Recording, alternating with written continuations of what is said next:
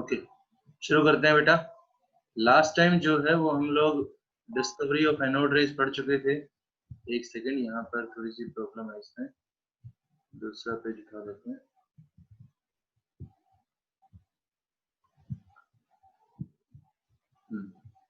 ठीक है, last time जो है वो हम लोग स्ट्रक्चर ऑफ एटम में हम लोग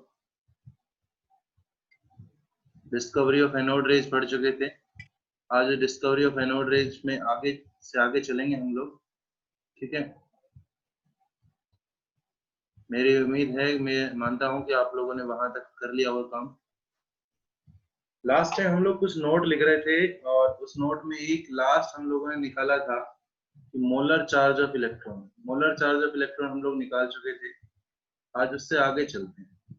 ठीक है, मैं बोलता हूं कि आप लोग लिखते हो मास ऑफ इलेक्ट्रॉन। ठीक है, कोई सबको क्लियर है? Yes sir.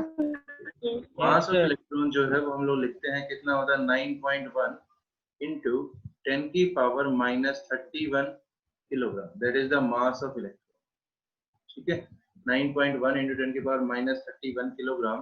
और अगर इसको ग्राम में लिखोगे तो 9.1 इंटू 10 की पावर -28 ग्राम।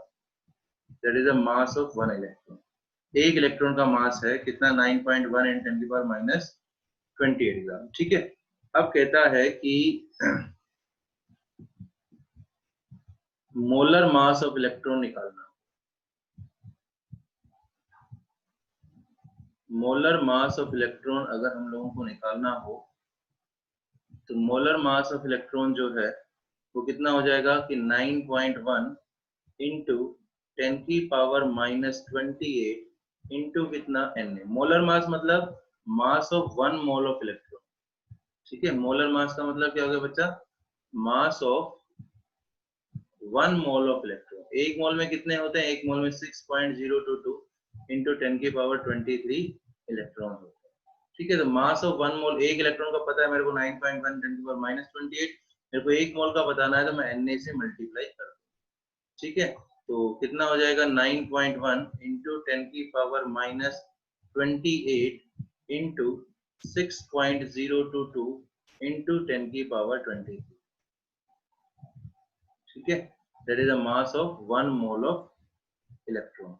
ठीक है, कितना आ जाएगा, ये आ जाएगा 5.46 इंटू 10 की पावर -4 ग्राम। 5.46 इंटू 10 की पावर -4 ग्राम। उससे आगे चलूं कि मैं एक चीज लिख रहा हूं यहाँ पर, अगला नोट जो है दैट इज क्या, मूविंग मास ऑफ इलेक्ट्रॉन। ये जो मैं लिख रहा हूँ ये आपको मेरे हिसाब से, मैं नहीं मानता कि एलएन की बुकलेट में भी ये पॉइंट्स मिलेंगे या रेजोनेंस की बुकलेट में मिलेंगे, इसलिए अपने नोटबुक में अच्छी तरह से राइट डाउन कर ले मूविंग मास ऑफ इलेक्ट्रॉन। तो मूविंग मास ऑफ इलेक्ट्रॉन को मैं यहाँ पर m से दिखा रहा हूँ। ठीक है, कैसे निकालेंगे, equals to m not divided by square root of 1 minus v square by c square.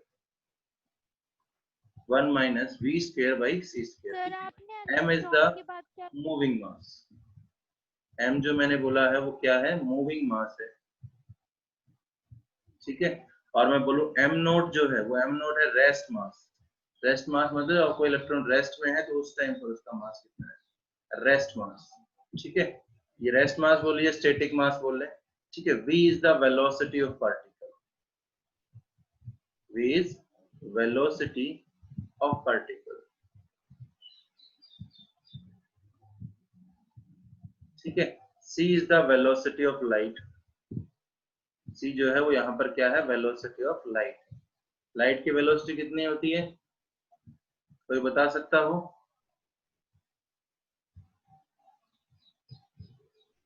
Speed of light कितनी होती है, 3 इंटू 10 की पावर 8 मीटर पर second. That is the velocity of light. ठीक, अब मैं बोल रहा हूं जैसे जैसे v बढ़ता चला जाएगा, इफ v इंक्रीजेस, अगर v बढ़ता चला जाएगा तो m जो मूविंग मास है, मूविंग मास है वो भी क्या होता चला जाएगा बेटा, बढ़ता चला जाएगा। मूविंग मास इंक्रीजेस बिकॉज, अब चलिए चलो ठीक है, मैं एक बात करता हूँ यहाँ पर देखिए, अगर मान लीजिए एक v बराबर c है कि वेलोसिटी, पार्टिकल की वेलोसिटी स्पीड ऑफ लाइट के बराबर है, ठीक है, यहाँ पर याद रखना स्पीड ऑफ लाइट कितनी होगी, 3 × 10⁸ मीटर पर सेकंड। मैं बोल रहा हूँ यहाँ पर कि अगर velocity of particle velocity of light के बराबर है तो क्या हो जाएगा, देखो m equals to m0 upon square root of 1 minus v square c square, तो दोनों को मैं c लिख लेता हूँ, c square by c square, cut गया, क्या आ गया, m equals to m0 upon में कितना आ जाएगा, 1 माइनस 1 0, ठीक है, m equals to m0 by 0, किसी के भी 0 डिवाइड में हो तो उसकी वैल्यू कितनी हो जाती है, इंफिनिटी हो जाती है, इनफाइनाइट। ठीक है। तो मैं क्या बोल रहा हूँ, अगर वेलोसिटी ऑफ पार्टिकल और स्पीड ऑफ लाइट बराबर है तो उसका मास जो है वो इंफिनिटी हो जाएगा, उसका मास क्या हो जाएगा, उसका मास इंफिनिटी हो जाएगा, ये बात आप लोगों को याद रखनी है, ठीक है, ओके। एक सेकंड, हाँ, यहाँ तक किसी कोई दिक्कत है तो बोल दीजिए, कोई दिक्कत है, नो राइट सर। डाउन कर लिया सबने, यस सर। यहाँ तक कोई दिक्कत है, मैं पूछ रहा हूँ यहाँ तक कोई दिक्कत है, सर वेलोसिटी वाला दोबारा एक्सप्लेन करते हैं। एक सेकंड, कृतिका बोलिए क्या बोल रहे हो बेटा, उजेर, सर जो अभी अभी आपने बताया ना वेलोसिटी वाला मूविंग मास वाला, वो अभी अभी वेलोसिटी, फोल्ड आ गया तो उसको एक्सप्लेन नहीं किया। जो वेलोसिटी वाला आपने भी बताया ना, इंक्रीजिंग वाला मूविंग मास, हाँ ये वाला एक बार दोबारा एक्सप्लेन कर दो। ओके, एक बार दिखा देता हूँ आपको, अब ठीक है, दिख रहा है, अब दिख रहा है उजेर, तो दे रहा है पर एक्सप्लेन कर दो। क्या बोल रहे हो आप, थोड़ा तेज बोलो या मैसेज कर दो मेरे पास, सर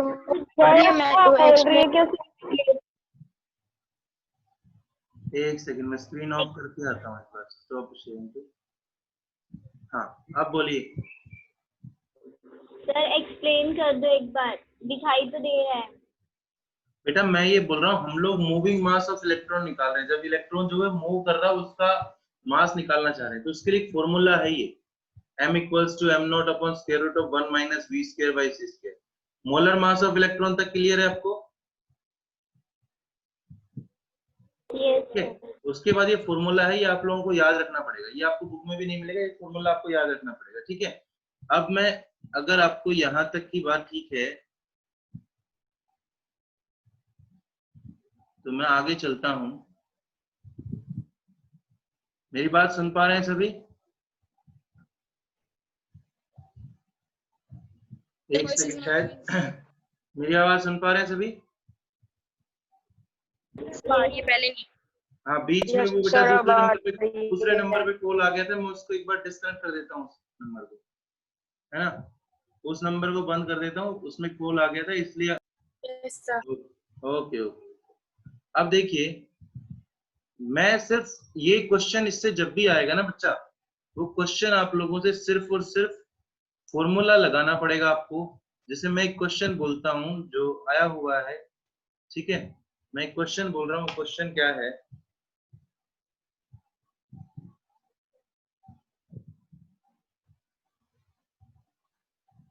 तो क्वेश्चन ये है कि इफ v बराबर c/2, अगर वेलोसिटी जो है वो c/2 हो जाए, मतलब वेलोसिटी ऑफ लाइट की आधी हो जाए अगर velocity of particle, then what is moving mass, what is moving mass, इस तरह से आपके पास क्वेश्चन मिलेगा कि मूविंग मास क्या होगा अगर वेलोसिटी जो है वो c/2 हो जाए, ठीक है, एक बार पुट करके देखिए, जिसका आंसर हो जाए वो बोल देगा सर मेरा हो गया, आंसर नहीं बोलेगा, सिर्फ ये बोलेगा सर मेरा हो गया, बस, ठीक है। आपको सिर्फ और सिर्फ फॉर्मूले में वैल्यू पुट करनी है, अगर velocity v equals to c/2 हो, then what is the moving mass, तो मूविंग मास क्या होगा, जिसका हो जाए वो सिर्फ बोल देगा कि सर मेरा हो गया,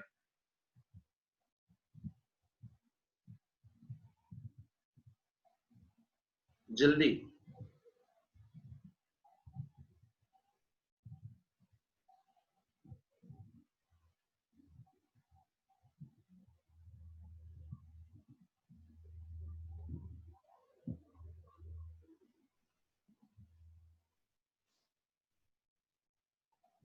जल्दी जल्दी।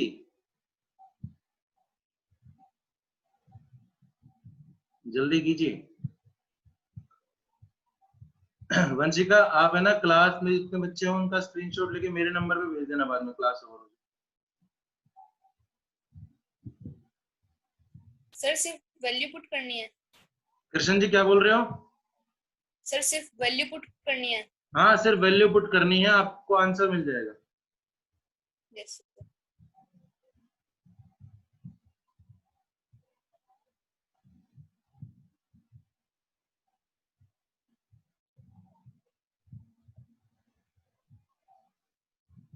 नहीं हो रहा? नहीं हो रहा, ठीक है, कोई बात नहीं, हम कर लेते हैं। ठीक है, देखिए आपको फॉर्मूला गिवन है। फॉर्मूला क्या है? m equals to m not upon square root of 1 minus V square by C square. यहाँ तक लिख लिया सबने? Yes sir. बोले okay. m equals to m naught, आपको क्या बोला? आपको बोला कि अगर v की वैल्यू जो है वो c/2 हो जाए, ओके, तो 1 माइनस v की जगह पे c/2 रख दीजिए। c/2 का स्क्वायर अपॉन सी स्क्वायर, ठीक है, तो क्या हो जाएगा? m equals to m not upon 1 minus C square by 4 C square. बोलो हो जाएगा या नहीं हो जाएगा? Yes sir. सी स्क्वायर से सी स्क्वायर क्या हो जाएगा? कैंसिल। क्या आ गया? m not by square root of 1 minus 1/4। यहाँ तक कोई पहुंचा था? Yes sir. ओके, ठीक है, m equals to m not upon sir 2m not into upon √3 आएगा सर। एलसीएम लोगे तो 4 आया, 4 माइनस 1 आ गया m नॉट, नीचे आया क्या? स्क्वायर रूट ऑफ 3/4, ठीक है, तो अब ये स्क्वायर 4 बाहर आके क्या हो जाएगा? 2, तो m not upon square root 3/2, 2 कहाँ चला जाएगा? ऊपर, तो क्या हो जाएगा? 2m not by square root of 3। किसी का आंसर आया था ये? सर मेरा है। आरुष का आ गया था, और किसी का आया था भैया? कोई बात नहीं, अब तो आ गया ना? Yes sir. ओके, सर एक बार से दोबारा समझा दीजिए। एक बेटा ये फॉर्मूला है तुम्हारे पास, ये फॉर्मूला है, ठीक है। अब क्वेश्चन में देखो क्या बोला कि वेलोसिटी v बराबर c/2 हो। अगर वेलोसिटी जो है वो c/2 हो जाए तो m कितना हो जाएगा वो बताना है।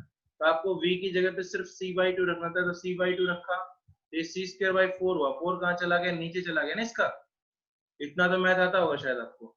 c² से c स्क्वायर कैंसिल, ये 1 माइनस 1/4 बचा, 1/4 को सोल्व करोगे तो 3/4। फिर 4 का देखिए स्क्वायर रूट लेते हैं, 4 का क्या होगा? 2 होगा ना स्क्वायर रूट 4 का, तो 2 नीचे आया। अब ये m नॉट बाई रूट 3/2, तो 2 कहाँ चला जाएगा? ये ऊपर। इतना तो मैथ बेटा मेरे हिसाब से आना चाहिए, ठीक है। चलिए सर कोई आ बात गया नहीं, सर। बोलो बोलो जल्दी बोलो। सर आ गया सर समझ में।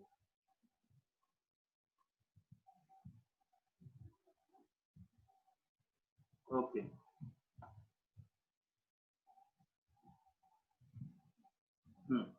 ठीक है, तो फिर आगे चलते हैं। अगला जो नोट है दैट इज क्या है वो अपना, कि आपको पता है charge on A proton, charge on A proton, एक प्रोटॉन पर चार्ज कितना होता है? Janvi,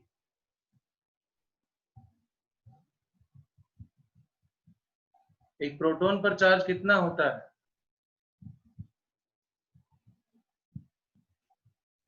1.6 into 10⁻⁻19 coulomb.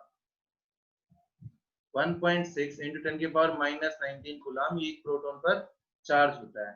ठीक है, अगर इसको ESU में लिखें, वही इलेक्ट्रॉन वाला ही चार्ज है, बस इलेक्ट्रॉन पर नेगेटिव होता है, प्रोटॉन पर पॉजिटिव होता है।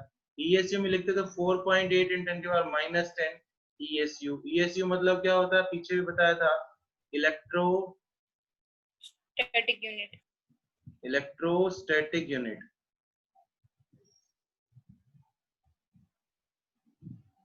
ठीक है ना। उसके बाद मैं क्या बोल रहा हूं, अगर मेरे को मोलर चार्ज निकालना हो, क्या निकालना हो, molar charge on proton. Molar charge का मतलब मैंने अभी बताया, मोलर चार्ज का मतलब कितने प्रोटॉन का चार्ज निकालना है। एक। बेटा बोलोगे नहीं तो मेरे को पता कैसे चलेगा। मोलर चार्ज ऑन प्रोटॉन का मतलब सर 1 मोल का। हाँ, तो ये आपको एक प्रोटॉन का पता है, एक प्रोटॉन में कितना होता है 1.6 into 10 की पावर माइनस 19। आपको एक मोल का बताना है, कितने से मल्टीप्लाई कर दूंगा, Na, इतना कूलम चार्ज होगा एक प्रोटॉन पर। ठीक है, ये पीछे निकाल चुके हैं, वही बात मैं दोबारा से बोल रहा हूँ, बस वो इलेक्ट्रॉन के लिए लिखी थी, नाम यहाँ पर चेंज हो गया प्रोटॉन के लिए। आंसर भी आपका सेम आएगा, 6.022 into 10 की पावर 23 कूलम। ठीक है, ये C जो है दैट इज कूलम, पीछे भी बता चुका हूं। ठीक, इसकी वैल्यू आएगी nearly equal to 96,500, 96,500 coulomb.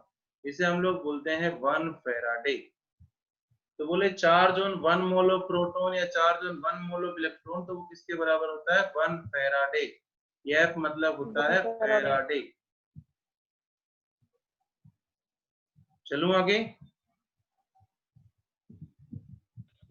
Yes, sir. Okay, Yes, अब मैं एक sir. चीज मैं यहाँ पर लिख रहा हूँ, मास ऑफ ए प्रोटॉन, एक प्रोटॉन का मास कितना होता है, 1.67 into 10 की पावर माइनस 27 किलोग्राम। ठीक है, अगर इसको ग्राम में लिखूं तो 1.67 into 10 की पावर माइनस 24 ग्राम। ठीक, ये मास ऑफ प्रोटॉन होता है। अब मेरे से यहाँ कहे कि molar mass of proton, molar mass of proton कोई निकाल सकता है? अरे बोलो ना बच्चा, निकाल सकते हो या Sir, नहीं? 1.67 into 10 to the power minus 24 into Na. 1.67 into 10 की पावर माइनस 24 ग्राम में लूंगा, किलोग्राम में नहीं, इनटू कितना, Na. ठीक है, इतना ग्राम मास हो जाएगा मोलर मास ऑफ प्रोटॉन। तो 1.67 into 10 की पावर माइनस 24 इंटू Na की वैल्यू कितनी होती है, 6.022 10 की पावर 23 ग्राम। सॉल्व करके बताइए क्या आता है।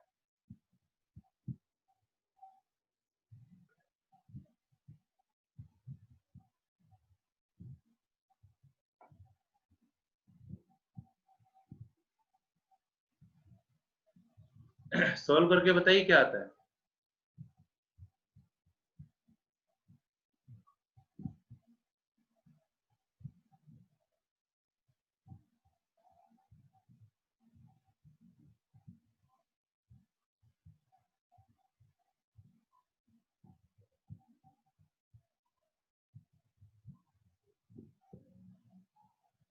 जल्दी,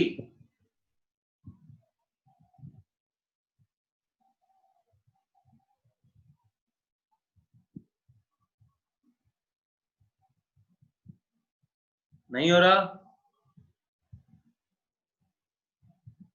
मल्टीप्लीकेशन नहीं, कितना आया, ये आएगा नियरली इक्वल टू 1 ग्राम।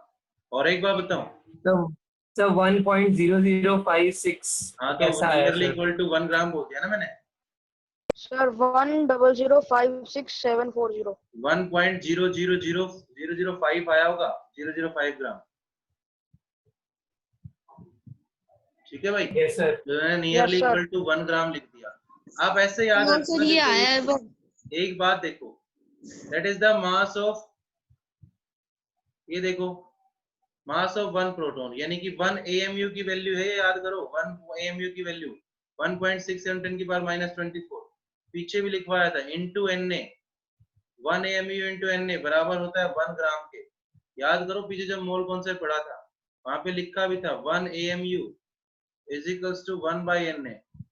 मैं बेटा आप लोगों को हो सकता है कि इस टाइप के क्वेश्चन आपसे नहीं पूछे जाए, हो सकता है, it may be possible, but मैं उस चीज को लेके नहीं चल रहा हूँ। मैं लेके चल रहा हूँ कि जब एटॉमिक स्ट्रक्चर आपको आगे भी कोई पढ़ाए, किसी जब 11th क्लास में आप आए तो आप लोगों ने ये चीजें पहले पढ़ रखी ताकि आप लोगों का रिकैप हो जाए। ठीक है, चलिए अब मैं एक क्वेश्चन लिखता हूं यहाँ पर। चलो इस क्वेश्चन को बाद में करेंगे, पहले उससे पहले एक चीज पढ़ते हैं। आज की जो चीज पढ़ रहे हैं हम लोग, that is discovery of neutron, discovery of neutron। Gagan Agarwal class में है?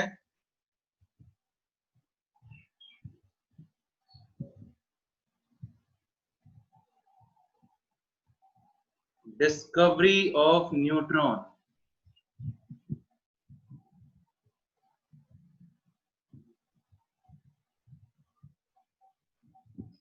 वीडियो ऑन नहीं है। मैं भी फिर दूसरे टीचर्स की तरह से आपका वीडियो ऑन नहीं हो तो आपको रिमूव करने लग जाऊं, वो अच्छा रहेगा क्या? रोहित जी वीडियो ऑन कर लीजिए, रोहित जी वीडियो ऑन कर लीजिए। हाँ महक वीडियो ऑन करो,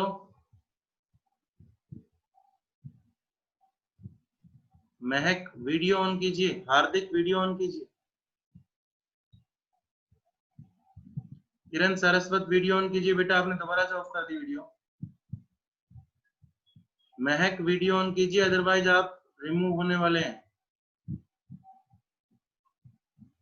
महक मेरी आवाज सुन पा रहे हैं आप?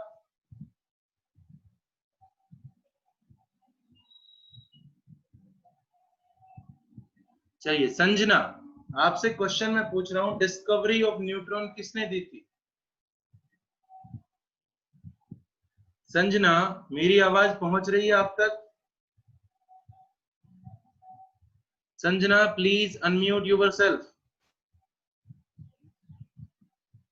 Yes sir. मैं पूछ रहा हूं डिस्कवरी ऑफ न्यूट्रॉन किसने की थी?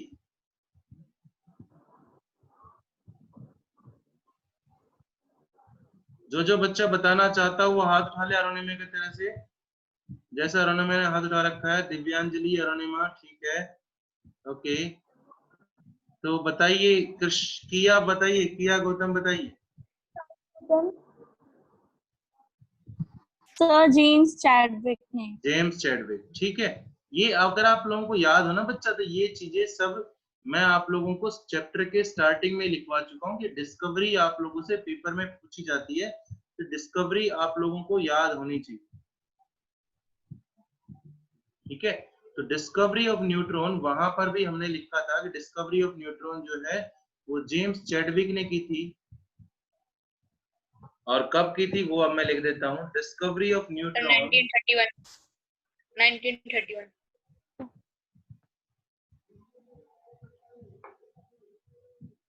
जेम्स चैडविक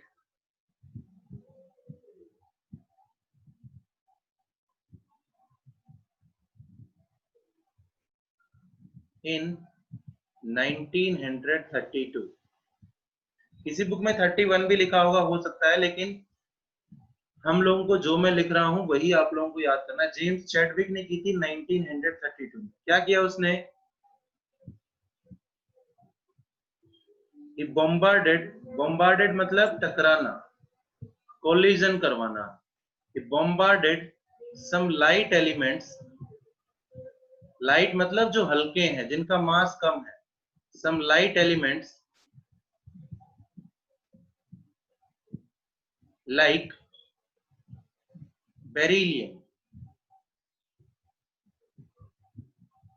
बेरिलियम, ठीक है, एंड बोरोन। बेरिलियम और बोरोन जैसे हल्के पार्टिकल जो हैं उसने उसका कोलिजन करवाया। He bombarded some light element like beryllium and boron with fast moving alpha particle. ये अल्फा पार्टिकल्स क्या होते हैं ये भी बताएंगे। With fast moving alpha particles, उसने क्या किया बेटा, उसने बेरिलियम और बोरॉन को फास्ट मूविंग अल्फा पार्टिकल से टकराया। अल्फा पार्टिकल एक तरह से अभी आप लोग याद कर सकते हो 4He2 के बराबर होता है। 4He2 मतलब हीलियम, इसका एटॉमिक नंबर 2 होता है, मास नंबर या एटॉमिक मास 4 होता है, ठीक है। अल्फा पार्टिकल, और इसके ऊपर चार्ज होता है कैसा, पॉजिटिव चार्ज होता है इसके, ठीक है। अल्फा पार्टिकल किसके बराबर होता है, 4He2 के बराबर, इसके ऊपर चार्ज कहता है पॉजिटिव चार्ज। तो उसने क्या किया, ही bombarded some light element like beryllium and boron with fast moving alpha particles and he observed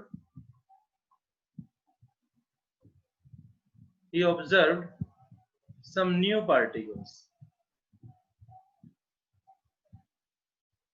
He observed some new particles. उसने कुछ नए particles observe किए। He observed some new particles were emitted, जो निकल रहे हैं। He observed some new particles were emitted which carried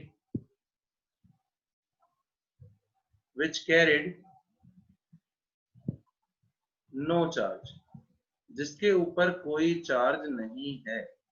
मतलब उसने एक ऐसे नए पार्टिकल ऑब्जर्व किए कि जो वहां एमिट तो हो रहे हैं लेकिन उनके ऊपर कोई चार्ज नहीं है, and has a mass nearly equal to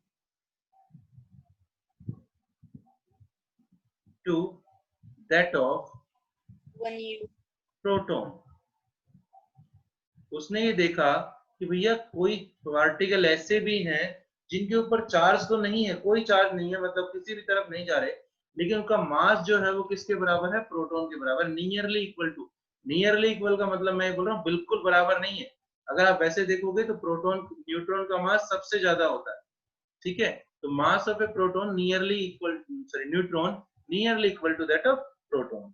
उसने इन पार्टिकल को नाम दिया these particles। मेरे को क्लास ओवर हो जाए तो मेरे को पता नहीं चलेगा, तो मेरे को बता देना। अभी चल रही है सर? अभी 10 मिनट है। हाँ, तो मेरे को बता देना। नेम्ड एज क्या, न्यूट्रॉन्स। उसने इन पार्टिकल्स को न्यूट्रॉन्स नाम दिया, न्यूट्रॉन्स, ठीक है। जैसे मैं करवाता हूं, देखिए उसने क्या किया, ये कोई बेरिलियम का एटम था, ठीक है। उसने बेरिलियम एटम का कोलिजन करवाया, किसके साथ कोलिजन करवाया, अल्फा पार्टिकल के साथ। अल्फा पार्टिकल, मैंने बताया अल्फा पार्टिकल किसके बराबर होता है, 4He2। इसका मतलब है कि इसका एटॉमिक मास 4 होता है, एटॉमिक नंबर इसका 4, मतलब इसके दो ऊपर 2 यूनिट पॉजिटिव चार्ज रहेगा और 4 इसका मास है। जब इसने कोलिजन करवाया तो वो क्या देखता है कि यहाँ पर क्या बन गया, यहाँ पर नया क्या बन गया, यहाँ पर कार्बन बन गया नया,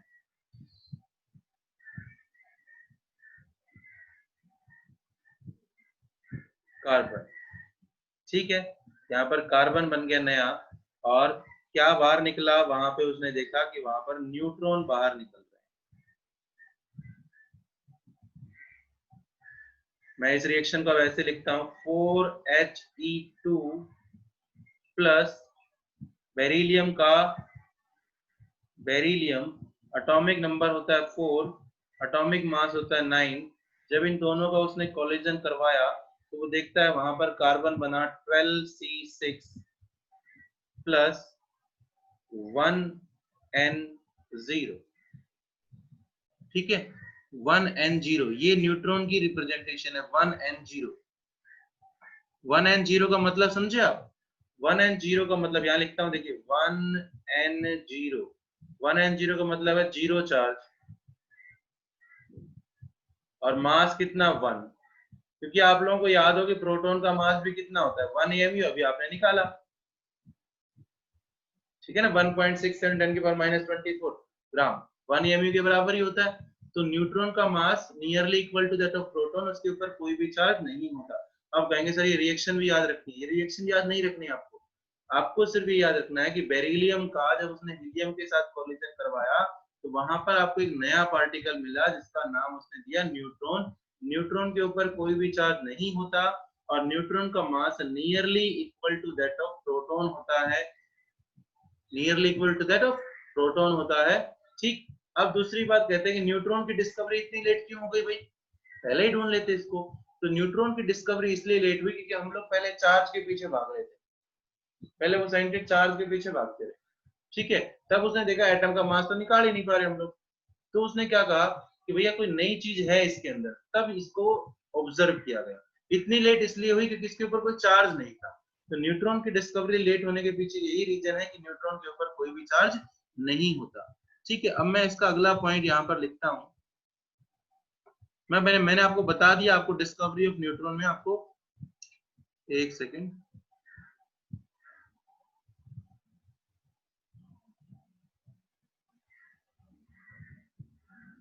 अभी 6 मिनट है शायद क्लास ओवर होने। ठीक है, अगला नोट में क्या लिख रहा हूँ, ये नोट ढंग से लिख लेना।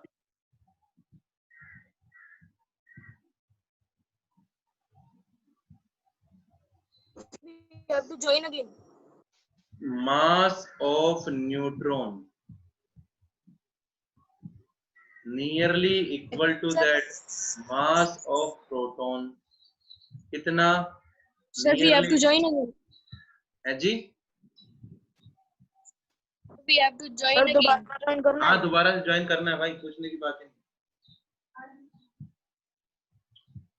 1.67 into 10 की पावर -24 ग्राम यानी कि AMU, 1 AMU, ये मास होता है एक न्यूट्रॉन का और प्रोटॉन का। और अगर वैसे देखोगे एक्चुअल जो बात है वो क्या है, एक्चुअल बात ये है कि मास ऑफ न्यूट्रॉन ज्यादा होता है, किससे ज्यादा होता है, मास ऑफ प्रोटॉन से।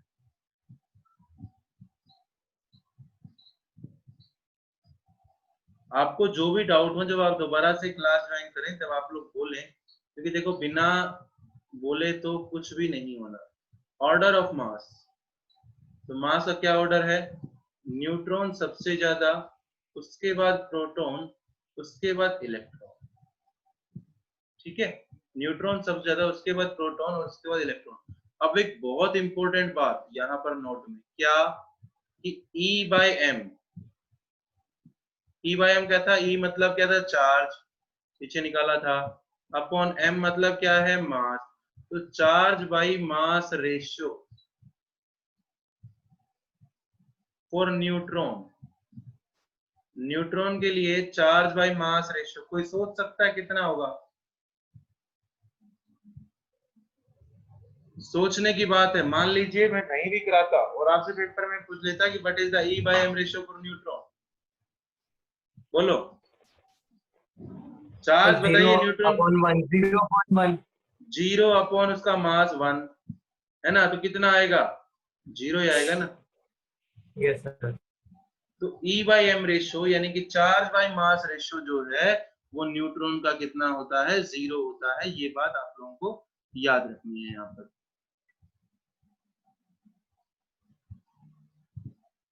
चलिए उससे आगे चलते हैं। अब मैं यहाँ पर एक बात बोल रहा हूँ, क्वेश्चन लिख रहा हूँ मैं, वो क्वेश्चन ये है, which of the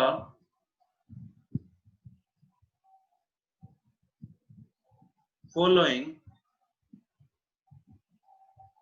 are universal fundamental particle?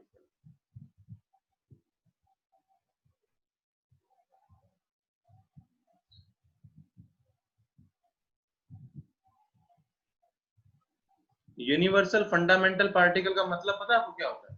Universal fundamental particle का मतलब होता है जो सभी एटम के अंदर होगा।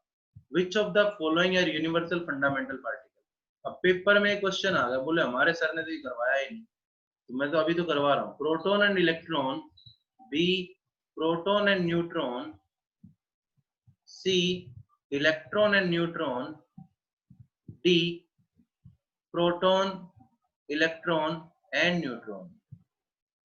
ठीक है, इसको डिफाइन करना है, मतलब इसके बारे में बताना है कौन से इनमें से फंडामेंटल पार्टिकल, मतलब सबके अंदर मिलेंगे। बोलो, सोच डी सकते हो। ऑप्शन, डी प्रोटॉन प्रोटॉन और इलेक्ट्रॉन जो है वो सब में मिलेंगे।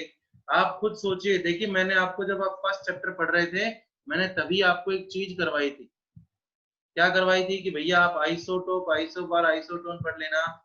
वहां पर न्यूट्रॉन की बात करें तो न्यूट्रॉन, मैं लिख भी रहा हूं, इज एब्सेंट, नहीं होता। किसमें नहीं होता? इन हाइड्रोजन। हाइड्रोजन में न्यूट्रॉन नहीं होता, निकाल के देख लो 1H1। Neutron is absent in hydrogen, hydrogen में नहीं होता। ठीक है, और एक चीज यहां पर ये क्वेश्चन लास्ट ईयर पूछा गया था, मास ऑफ प्रोटॉन और मास of electron. Mass of proton upon mass of electron. Proton का मास कितना होता है? 1.67 इंटू 10 की पावर -27 किलोग्राम। 7 है भाई ये, 27 किलोग्राम अपॉन 9.1 इंटू 10 की पावर -31 किलोग्राम। क्या आप इसको सॉल्व कर सकते हैं?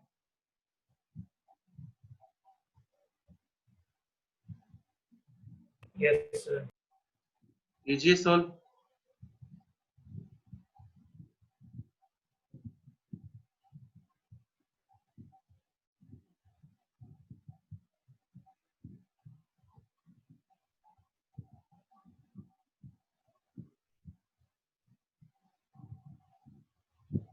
कीजिए सॉल्व, कितना आता है?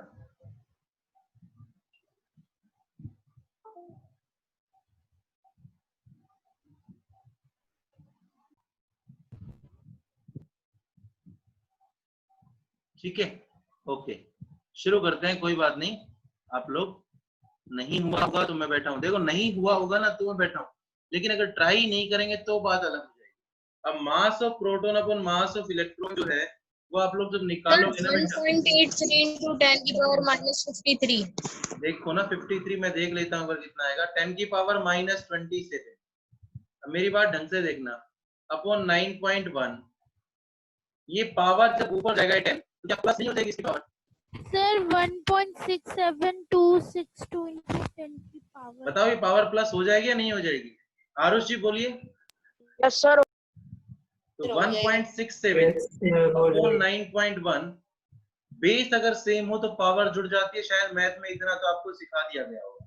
तो -27 प्लस यस सर। ठीक है, ये कितना आएगा? 1.67 अपॉन 9.1 इंटू 10 की पावर 4। और जब आप इसको सोल्व करोगे ना, 10 की पावर को भी खोल दोगे, तब आपका यहाँ पर आएगा 1837 के नजदीक, अप्रोक्स 1837 आएगा। कैलकुलेट करके देखिए, 1837 आएगा। तो mass of proton upon mass of electron is equal to 1837।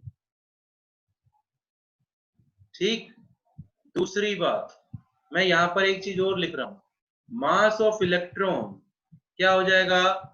1/1837 into mass of proton. बोलो हो जाएगा या नहीं हो जाएगा? बोलो, अरे बोलो ना बच्चा। Yes sir. हो जाएगा ना? यस यस सर हो देखिए, जब जाएगा। आप लोगों ने इलेक्ट्रॉन की डेफिनेशन लिखी होगी तो वहां पर एक बात लिखी होगी कि electron is that fundamental particle which is present in the atom and which carries 1 unit negative charge and has a mass 1/1837 times the mass of hydrogen atom।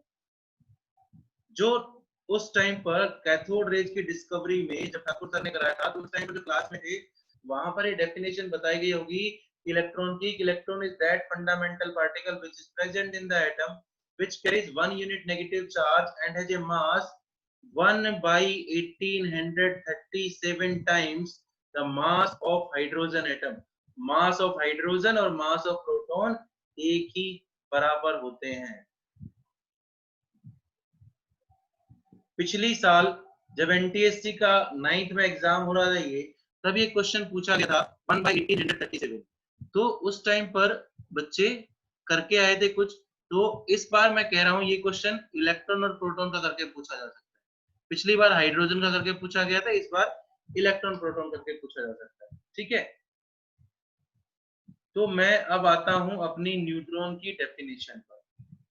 Neutron is that particle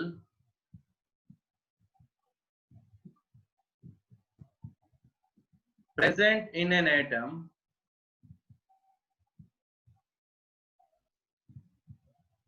question try कर, फिर मेरे नहीं हुआ। और एक बात ये होती, लास्ट ईयर जो ये क्वेश्चन है वो 9th एनटीएससी में मैंने दिया था, क्लास में करवाते थे। ठीक है, तो उन बच्चों ने कर दिया था, काफी बच्चों ने सही थे। तो मैं आपको देखना चाहता हूँ, give order of E by M. E by M का ऑर्डर बताना है आपको of electron, proton, neutron, alpha and deuterium. ये ड्यूटेरियम होता है, ड्यूटेरियम होता है 2H1। 2H1 का मतलब होता है मास कितना 2 और एटॉमिक नंबर कितना 1। इलेक्ट्रॉन होता है कितना 0e-1। 0e-1 -1 चार्ज और मास नेग्लिजिबल होता है, लगभग 0 के बराबर बोल रहा हूँ। ठीक है, प्रोटॉन का मास आपको पता है, न्यूट्रॉन का आपको पता है 1n0, अल्फा का मैं आपको बता चुका हूँ 4He2। तो आपको यहाँ पर इलेक्ट्रॉन, प्रोटॉन, न्यूट्रॉन का, अल्फा और ड्यूटेरियम का ई बाई एम निकालना है। देखो भाई, चलो निकाल लेते हैं ई बाई एम। आप लोगों से नहीं निकले, टाइम हम लोग लगाते रहे, तो उससे बढ़िया मैं निकलवा देता हूँ, कोई बात नहीं। ई बाई एम सबसे पहले निकाल रहा हूँ प्रोटॉन के लिए, इलेक्ट्रॉन का नहीं निकालूंगा, इलेक्ट्रॉन से बाद में निकालूंगा। प्रोटॉन के लिए निकाल रहा हूँ। प्रोटॉन का चार्ज कितना 1 यूनिट। चार्ज में 1.6 वगैरह वैल्यू नहीं लिख रहा हूँ, जिसके ऊपर चार्ज होगा मतलब 1 यूनिट चार्ज होगा तो 1 यूनिट चार्ज लिख रहा हूँ। ठीक है, 1 यूनिट चार्ज। और मास भी प्रोटॉन में कितना होता है 1 ही होता है, 1 आ गया। ठीक है, ई बाई एम न्यूट्रॉन के लिए निकाल रहा हूँ। अभी न्यूट्रॉन का बताया ई बाई एम कितना आता है 0/1। ई बाई एम अल्फा पार्टिकल के लिए निकाल रहा हूँ। अब देखिए अल्फा पार्टिकल के लिए चार्ज कितना होता है, मैंने कहा था 2 यूनिट। 2 यूनिट मतलब 2। अब उसका मास कितना था इसका 4, तो कितना आ गया 2/4 मतलब 1/2। ठीक, और अब लास्ट में एक ड्यूटेरियम का भी निकाल रहा हूँ। चलो ई बाई एम और ड्यूटेरियम। ड्यूटेरियम का चार्ज कितना है, वही 1 यूनिट है। मास कितना है 2 है, तो वो भी 1/2। ठीक, ई बाई एम। अब निकाल रहा हूँ सबसे लास्ट में इलेक्ट्रॉन का। इलेक्ट्रॉन के ऊपर चार्ज कितना 1, मास कितना 1/1837 टाइम बताया। 1/1837 मतलब 1837 ऊपर। ठीक है, मैंने मास इलेक्ट्रॉन का नेग्लिजिबल यहाँ पर 0 क्यों नहीं लिखा, मैं बोल रहा हूँ कि देखो आपने प्रोटॉन का 1 लिखा मतलब मास। सर आवाज नहीं आ रही। क्या बोल रहे हो? सर आपकी जो लास्ट का इलेक्ट्रॉन वाला मैं बोल रहा हूँ मास जो सर है फर्स्ट वो, मास जो मैं बोल रहा हूँ 1/1837 मतलब प्रोटॉन के साथ कंपेयर करके लिखा, तो कितना आया 1837 मास आ गया आपके इलेक्ट्रॉन का ई बाई एम। सर आपकी आवाज नहीं आ रही सर ढंग से। एक सेकंड रुक जाइए, अभी आ जाएगी। प्रोटॉन से सिस्टम अभी रुक जाइए, एक सेकंड रुक जाइए, एक सेकंड रुक जाइए, बस एक सेकंड। अब क्लियर है वॉइस सबको? Yes sir. ओके, एक सेकंड रुक जाइए, एक सेकंड बेटा, है ना। Voice speaker is not working, please check. Okay, एक सेकंड रुक जाइए, बस सिर्फ वेट फॉर ए 1 मिनट।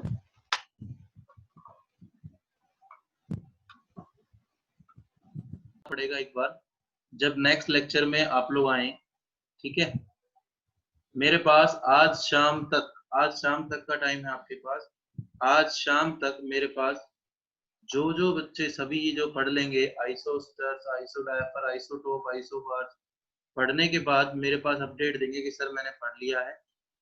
आप अब लेक्चर लेके उससे क्वेश्चन करा सकते हो, क्वेश्चन ही कराऊंगा मैं, ठीक है। मैं सीधा क्वेश्चन कराऊंगा और वो क्वेश्चन उसी से होंगे जो उनको पढ़ के आएगा, ठीक है ना। फिर आप बोलोगे सर हमसे नहीं हो रहे, तो वो चीज नहीं होनी चाहिए। ओके, आप लोगों के पास आज शाम तक का टाइम है, आज शाम तक पढ़ लें। चेक करो, कल शाम तक का ले लीजिए, कल शाम तक का टाइम ले लीजिए। फिर हम लोग क्वेश्चन करेंगे, जिस बच्चे के डाउट होंगे वो उस टाइम क्वेश्चन टाइम में भी मुझसे चले जाएंगे, ठीक है। तो ऐसी कोई बात नहीं आएगी, आई थिंक सो, ठीक है। तो चलिए आगे चलते हैं हम लोग।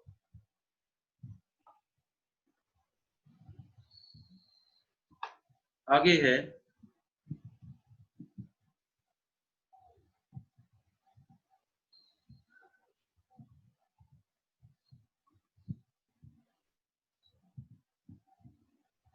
Thomson's model of atom. Model of atom. अब देखिए, आप लोगों ने तो एक तरह से डिस्कवरी दोनों पढ़ी, सॉरी तीनों डिस्कवरी पढ़े, discovery of cathode rays, discovery of anode rays और डिस्कवरी ऑफ न्यूट्रॉन। तीनों डिस्कवरीज आप लोग पढ़ चुके हैं, ठीक है। थॉमसन मॉडल ऑफ एटम में क्या बताया गया, अब हम लोग वो चीजें पढ़ेंगे कि एटम में कहां पर इलेक्ट्रॉन होता है, कहां पर प्रोटॉन होता है, कैसे कैसे होते हैं। तो थॉमसन्स मॉडल ऑफ एटम, या फिर हम लोग इसे थॉमसन्स प्लम पुडिंग मॉडल बोलते हैं।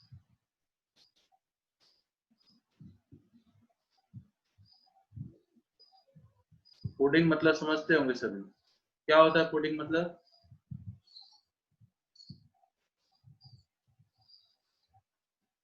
बोलो, अरे पुडिंग मतलब तो पता होगा। नहीं पता। गुड, गूगल बाबा जिंदाबाद है, देख लेना।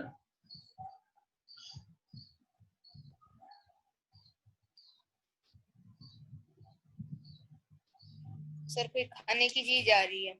हाँ, बस तो खाने की चीज है वो। देखो आप लोगों ने हलवा खाया, हलवा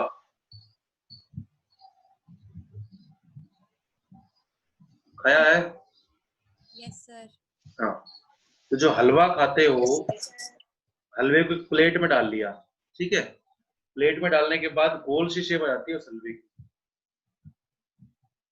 थॉमसन ने क्या कहा कि एटम जो है वो स्फीयर है पॉजिटिव चार्ज का। वो पूरा हलवा आपका एटम है एक तरह से। पूरे हलवे का कलर एक ही होता है, एक जैसा रंग है पूरे हलवे का, ठीक है। थॉमसन ने कहा कि एटम जो है वो पूरा पॉजिटिवली चार्ज स्फीयर है। अब उस हलवे में हम लोग क्या डालते हैं? आप लोग, आपकी मम्मी कुछ डालती होगी उस हलवे में, क्या डालती है? काजू किशमिश। काजू, काजू किश तो जो काजू किशमिश है वो उसके अंदर इलेक्ट्रॉन्स डाले गए, ठीक है। थॉमसन ने कहा कि आपका बाकी आपका पूरा हलवा ही किस रंग का था, तो कहा कि पूरा एटम जो है वो स्फीयर है पॉजिटिवली चार्ज का, इसके अंदर इलेक्ट्रॉन्स डाले गए हैं। यानी कि जिसके अंदर क्या डाला गया, जैसे हलवे में क्या डालते हैं, किशमिश डालते हैं। दूसरी बात ले लेते हैं, चलो कोई बात नहीं। आप लोगों ने वाटरमेलन खाया होगा, यस गर्मियों में तो खाया होगा। वाटरमेलन कैसा होता है अंदर से? सर, लाल लाल होता है, ठीक है। तो एटम जो है रेड कलर का ब्लैक सी।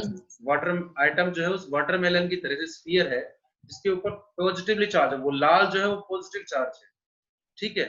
और जो हम लोग बात करें पॉजिटिव चार्ज के बाद उसमें बीज हैं, वो क्या डालेंगे उसके अंदर? इलेक्ट्रॉन। समझ गए मेरी बात अब? अरे समझ गया, नहीं समझे? Yes sir. और आइसक्रीम और ले लेते हैं। आइसक्रीम खाते हैं हम सब लोग, सॉफ्टी वाली, वैसी नहीं, सॉफ्टी वाली आइसक्रीम खाते हैं। तो सॉफ्टी वाली आइसक्रीम लेने के बाद उसके ऊपर व्हाइट व्हाइट कलर की वो आइसक्रीम है, तो ये आपने एक सॉफ्टी ली, उसके ऊपर वो आइसक्रीम लगा देगा, ठीक है। वो व्हाइट व्हाइट जो है वो आपका एटम है, पॉजिटिव चार्ज है वो एटम। उसके ऊपर क्या लगाता है आइसक्रीम के ऊपर? Tutti frutti. सर, स्प्रिंकल डालता है। चेरी डालता है, जो चेरी चेरी उसके ऊपर, ठीक है। तो वो चेरी जो है वो उसके अंदर इलेक्ट्रॉन डालेगा, ठीक है। या फिर और कोई आइसक्रीम ले लीजिए गोल शेप में जो हो, आप लोग टूटी फ्रूटी आइसक्रीम खाते हैं तो टूटी फ्रूटी आइसक्रीम सारी एक होती है, उसके अंदर किशमिश वगैरह डली रहती है, ठीक है। तो वो सब क्या है, तो मैं एटम क्या बोल रहा हूँ, मेरी बात ढंग से सुन लेना, फिर से बोल रहा हूँ, थॉमसन मॉडल ऑफ एटम, कि एटम जो है उसने क्या कहा कि एटम जो है पॉजिटिवली चार्ज स्फीयर की तरह से है, जिसके अंदर इलेक्ट्रॉन्स क्या करे गए हैं, डाले गए हैं। उसी तरह से जैसे वाटरमेलन के अंदर बीज होते हैं, वाटरमेलन में रेड कलर मतलब पॉजिटिव चार्ज एटम का, और उसके अंदर बीज मतलब इलेक्ट्रॉन्स। जैसे उसी तरह से पुडिंग मतलब जो हलवा है उसमें केक मतलब सॉरी जो किशमिश वगैरह डलती हैं वो चीज। समझ में आ गया?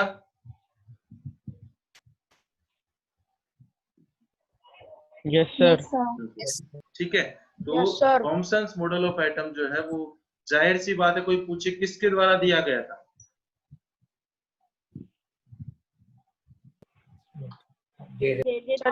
थॉमसन। हाँ, नाम सही है ना भैया, इसमें तो नाम ही आया, ठीक है। तो इसने क्या कहा, he proposed that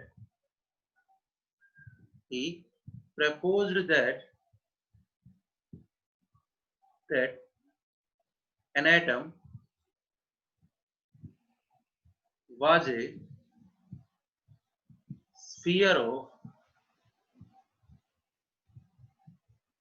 positive charge in which electrons are embedded.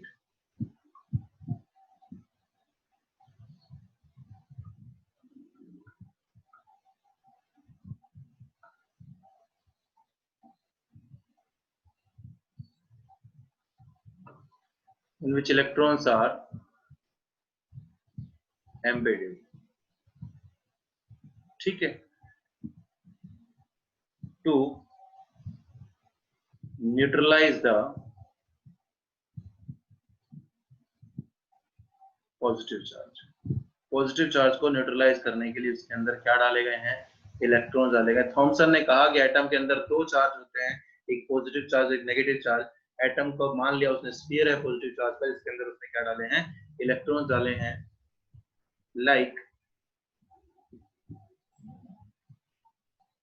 Like watermelon, जिसमें सीड्स जो बीज हैं वो क्या करे गए, वाटरमेलन जिसमें सीड्स यानी कि बीज जो हैं वो क्या करे गए हैं, इंसर्ट करे डाले गए हैं, ठीक है।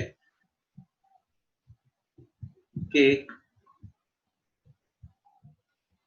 और पुडिंग,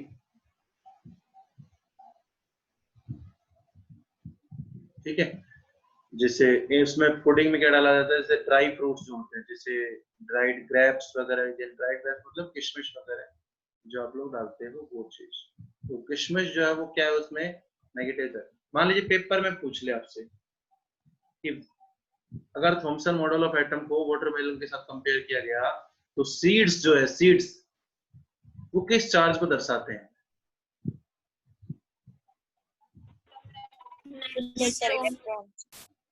सीड्स किस चार्ज को दर्शाते हैं? Negative charge. नेगेटिव। इससे मैं कह रहा हूँ ये आपका वाटरमेलन है, ठीक है। इसमें ये इलेक्ट्रॉन्स एम्बेड कर गए,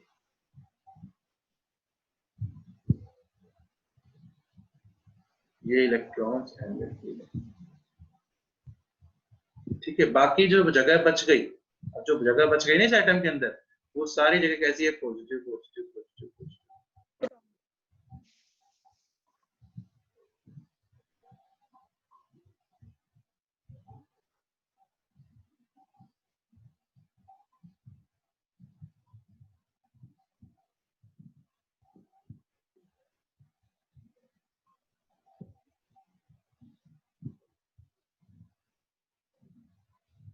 ठीक है, इस तरह से ओके बना लीजिए इसको भी, तो चलते हैं आगे। बना लिया?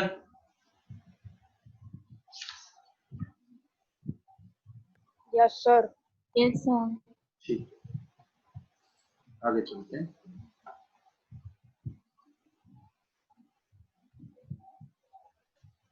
उसके बाद जो आया है तो क्या आया, उसके बाद हम लोग चीज पढ़ रहे हैं। मैं सीधा भी बोल सकता था लेकिन मैं बोल रहा हूँ इसको क्योंकि इसका जिक्र आएगा, फिर आप लोग पूछते रहोगे रेडियो एक्टिविटी।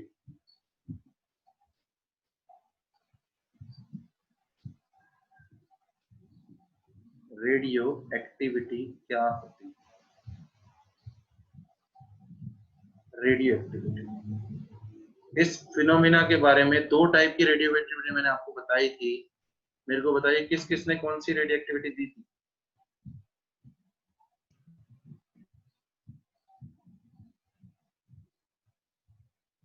पढ़ लिया करो। सर नेचुरल और artificial. Sir natural radio activity Henry ने दी थी और आर्टिफिशियल मैरी क्यूरी और पेरी क्यूरी ने। हम लोग यहाँ पर नेचुरल रेडियो एक्टिविटी की बात कर रहे हैं, ठीक है। तो नेचुरल रेडियो एक्टिविटी जाहिर सी बात अभी बताया हेनरी बैक्यूरेल ने दी थी।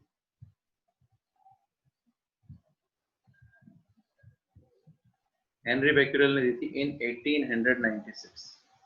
1896 में हेनरी बैक्यूरेल ने रेडियो एक्टिविटी का कॉन्सेप्ट दिया था, नेचुरल रेडियो एक्टिविटी का। और क्या कहा गया था कि भैया there are certain elements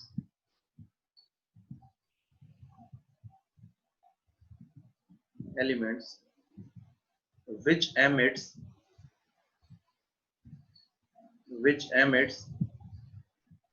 radiations itself, कि कुछ ऐसे एलिमेंट्स होते हैं नेचर में कुछ ऐसे एलिमेंट्स होते हैं जो खुद ही रेडिएशन छोड़ देते हैं, which emit radiations itself।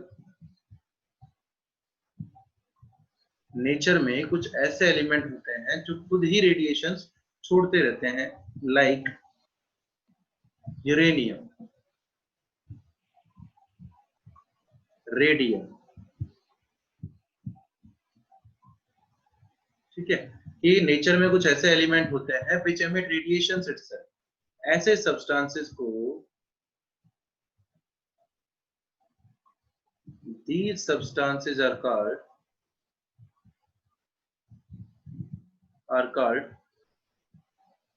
radioactive substances। कि ऐसे सब्सटेंसेस जो अपने आप ही रेडिएशन छोड़ते रहते हैं उन्हें हम लोग रेडियो एक्टिव सब्सटेंसेस कहते हैं।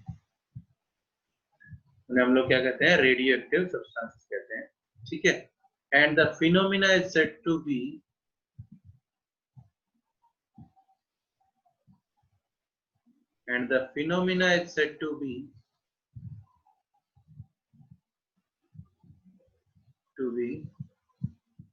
Radio activity. और इस फिनोमिना को हम लोग रेडियो एक्टिविटी कहते हैं।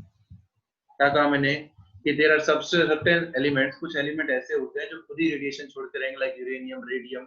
इन सब्सटेंसेस को हम लोग बोलते हैं रेडियो एक्टिव सब्सटेंसेस। और इस पूरे फिनोमिना को, इस पूरे घटनाक्रम को हम लोग बोलते हैं रेडियो एक्टिविटी। अब कहता है कि जो ये एलिमेंट है रेडियो, इसको रेडियो नाम क्यों दिया गया? देखो खुद सोचो, खुद सोचने की बात है। रेडियो देखा होगा सबने, रेडियो देखा है? Yes sir. और नहीं भी देखा हो तो आप सब गाड़ी में जरूर बैठे हो, ठीक है। Yes sir. सबकी गाड़ी में एफएम लगा होगा, है ना भाई? एफएम लगा होगा। एफएम को कोई वायर की जरूरत नहीं है आपकी गाड़ी में, तो गाड़ी चलती जाएगी, एफएम पकड़ता जाएगा, चलता जाएगा। होता है या नहीं होता है? सर होता है। हाँ, आपने कोई अलग से वायर थोड़ी लेके चल रहे हो अपनी गाड़ी में कि भैया मैं गाड़ी में अपनी कोई अलग से वायर लेके चल रहा हूँ, वो ऊपर सैटेलाइट में जा रही है, उससे आ रहा है। तो ये वायरलेस कनेक्शंस हैं सर, ठीक है। आपने घर में जो रेडियो देख सुनते हो वो भी वायरलेस है, ठीक है।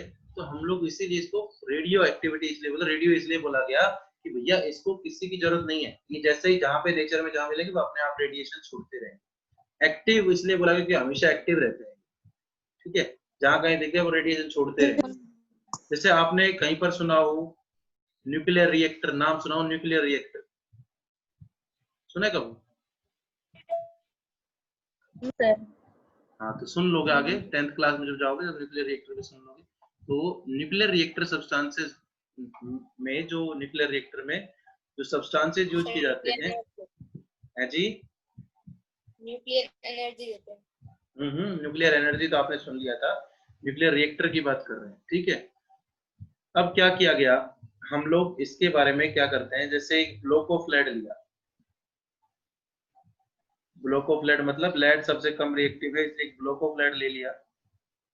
ब्लॉक ऑफ लेड मतलब एक ऐसे बक्सा सा ले लिया जिसमें यहाँ पर आपने एक रेडियो एक्टिव एलिमेंट रख दिया, ठीक है। ये क्या लिया हम लोगों ने, ब्लॉक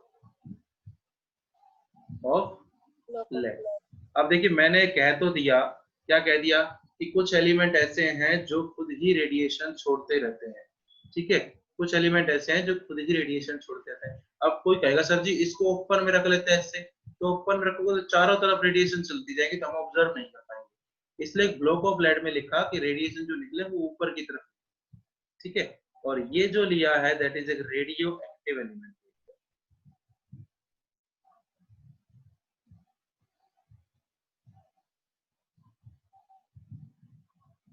ठीक है। अब इस रेडियो एक्टिव एलिमेंट में किस किस टाइप की रेडिएशन, इस रेडियो एक्टिव एलिमेंट में किस किस टाइप की रेडिएशन निकलती हैं उसको ऑब्जर्व करने के लिए हम लोगों ने यहाँ पर 2 प्लेट लगा दी। एक लगा दी हम लोगों ने नेगेटिव प्लेट और एक प्लेट लगा दी कैसी, पॉजिटिव, ठीक है। इसको देखने के लिए कि रेडियो एक्टिव एलिमेंट जो है वो कैसा कैसा रेडिएशन छोड़ते हैं, उनको देखने के लिए हम लोगों ने 2 प्लेट लगा दी। एक प्लेट पर कैसा चार्ज है, नेगेटिव, एक प्लेट पर कैसा चार्ज है, पॉजिटिव। तो आप क्या देखते हैं, आप देखते हैं कि जो रेडियो एक्टिव एलिमेंट से जो रेज निकल रही हैं, कुछ रेज जो हैं वो नेगेटिव प्लेट की तरफ मुड़ गई, कुछ रेज जो हैं वो पॉजिटिव प्लेट की तरफ मुड़ गई, और कुछ रेज जो हैं वो सीधी चली गई, ठीक है। 3 टाइप की रेज यहाँ पर ऑब्जर्व की गई। एक रेज वो जो नेगेटिव प्लेट की तरफ मुड़ गई, एक रेज वो जो पॉजिटिव प्लेट की तरफ मुड़ गई, और एक रेज वो जो सीधी चली गई, ठीक है। अब मेरी बात सुनना ढंग से, जो मैं बोल रहा हूँ मेरे को बताइए, जो रेज नेगेटिव प्लेट की तरफ मुड़ी उसके ऊपर कैसा चार्ज होगा,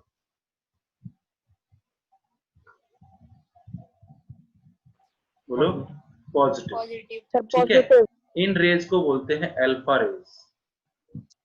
जो रेज नेगेटिव प्लेट की तरफ मुड़ी है उसके ऊपर उसको क्या बोलते हैं, अल्फा रेज, ALPHA। जो रेज पॉजिटिव प्लेट की तरफ मुड़ी उसे बोलते हैं बीटा रेज, और जो रेज कहीं भी नहीं मुड़ी उसको क्या बोलते हैं, गामा रेज, ठीक है। तो 3 टाइप की रेज यहाँ पर ऑब्जर्व की गई। सबसे पहली जो रेज की गई वो कौन सी है, अल्फा रेज,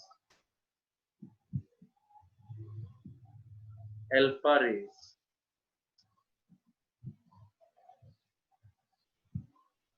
चलिए, तो आप अल्फा रेज के बारे में क्या बता सकते हो, बताइए। पहला पॉइंट अल्फा रेज के बारे में जो आप बता सकते हो,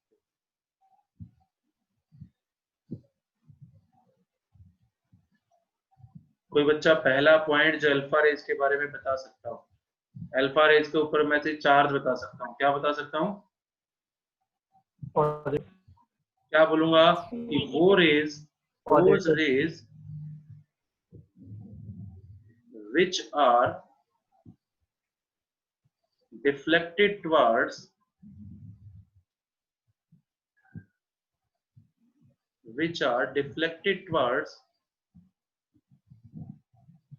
नेगेटिव प्लेट, वो रेज जो नेगेटिव प्लेट की तरफ मुड़ गई हैं, आर कॉल्ड अल्फा रेज, उन्हें हम लोग अल्फा रेज कहते हैं, ठीक है। अब दूसरी बात जो मेरे को पता चली, क्या कि अगर ये नेगेटिव प्लेट की तरफ मुड़ी है तो मतलब इसके ऊपर कैसा चार्ज होगा, so these raise consist of positively charge particles. अगर ये रेज नेगेटिव प्लेट की तरफ मुड़ी है तो इसके ऊपर positively charge particle, so these rays consist of positively charged particles,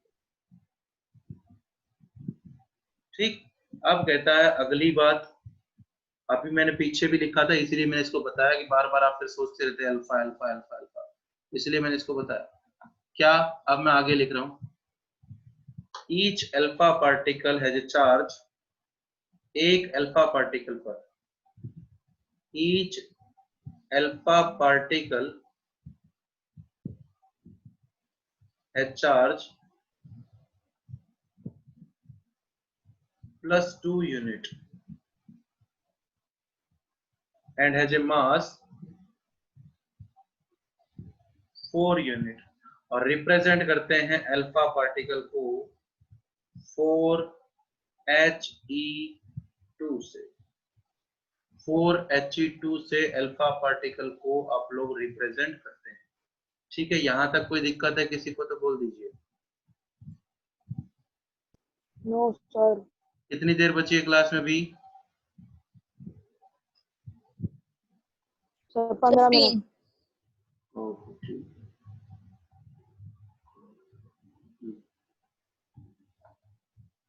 okay, अब बात करते हैं दूसरी रेज की, सेकेंड टाइप की रेज जो हम लोगों ने ऑब्जर्व की। वो सेकेंड टाइप की रेज कौन सी है? Beta raise.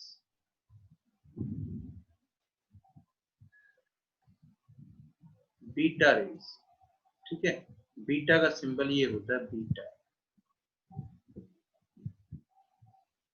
ओके, अब मेरे को एक बात बताइए कि बीटा रेज के बारे में क्या बोलेंगे कि वो रेज जो किस तरफ मुड़ गई। डायग्राम बना लिया आपने? Positive positive. डायग्राम बना लिया कि those rays which are deflected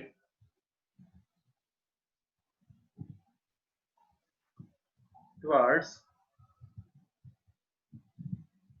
positive plate, positive charge plate are called, उसे क्या बोलते हैं? are called beta raise.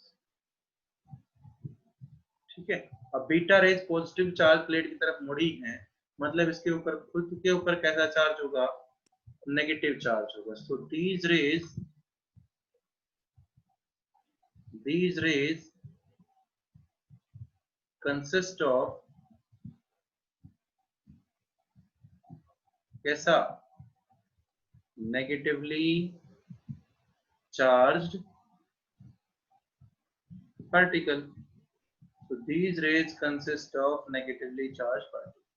ठीक है, उसके बाद तीसरी बात करेंगे इन रेज पर नेगेटिवली चार्ज पार्टिकल होते हैं। तीसरी बात क्या करोगे कि भैया इसकी रिप्रेजेंटेशन। तो एक बात रखना, ईच बीटा पार्टिकल, एक बीटा पार्टिकल जो है हैज सेम चार्ज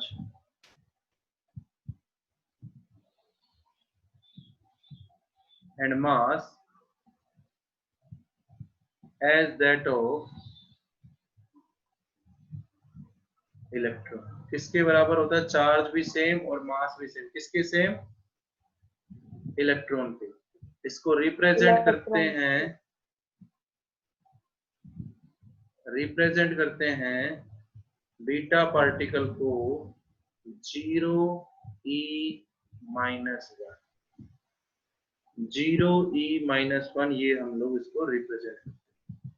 चलिए, तीसरा पॉइंट, तीसरी जो रेज थी उस रेज के बारे में क्या बोलोगे? कौन सी रेज थी वो?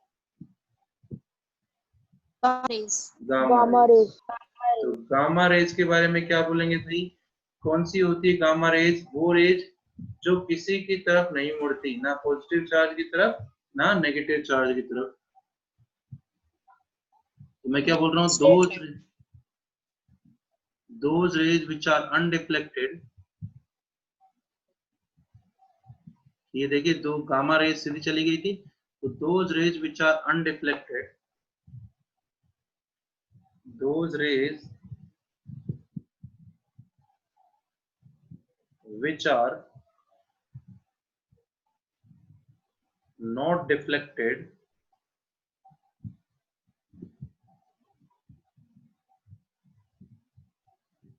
towards any plate are called gamma rays. से हम लोग क्या बोलते हैं, उसे हम लोग गामा रेज बोलते हैं। ठीक है, अब ये किसी की तरफ नहीं मुड़ी, ना पॉजिटिव की तरफ मुड़ी ना नेगेटिव की तरफ मुड़ी। सो these rays consist of कैसे पार्टिकल होंगे, न्यूट्रॉन्स। Neutral particle. ठीक है, एक चीज मैं यहां पर लिख रहा हूं, gamma rays are simply electromagnetic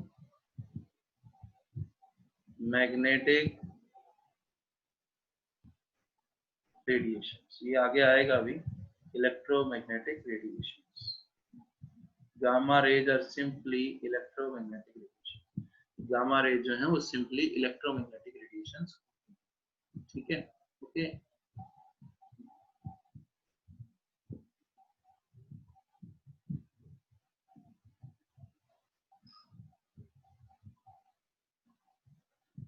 ध्यान रखें, सुरक्षित रहें, अपने घर पे रहें, अपने पढ़े आराम से।